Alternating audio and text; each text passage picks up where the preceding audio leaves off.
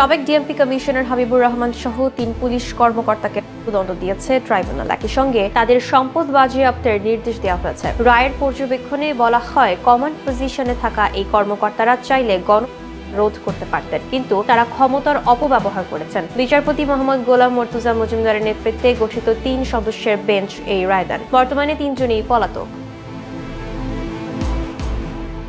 রায়ের ব্যাখ্যায় আদালত জানায়, Habibur Rahman police command centre থেকে ওয়্যারলেস বার্তার মাধ্যমে আন্দোলন দমনে ব্যবহারের নির্দেশ দিয়েছিলেন। প্রসিকিউশন সন্দেহাতীতভাবে তা প্রমাণ করতে সক্ষম হয়েছে।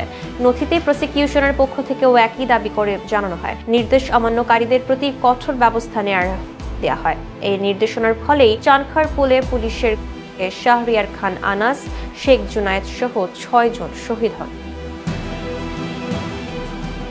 এই ৩ জনের পাশাপাশি আরও ৫ পুলিশ সদস্যকে বিভিন্ন মেয়াদে কারাদণ্ড দেওয়া হয়েছে। এর মধ্যে রমনা জোনের সাবেক এসি মোহাম্মদ ইমরুলকে ৬ বছর, শাহবাগ থানার সাবেক পরিদর্শক মোহাম্মদ আরশাদ হোসেনকে ৪ বছর এবং ৩ জন কনস্টেবলকে ৩ বছর করে কারাদণ্ড দেওয়া হয়েছে। দণ্ডপ্রাপ্তদের মধ্যে ৪ জন গ্রেফতার হয়ে কারাগারে থাকলেও হাবিবুর রহমান সহ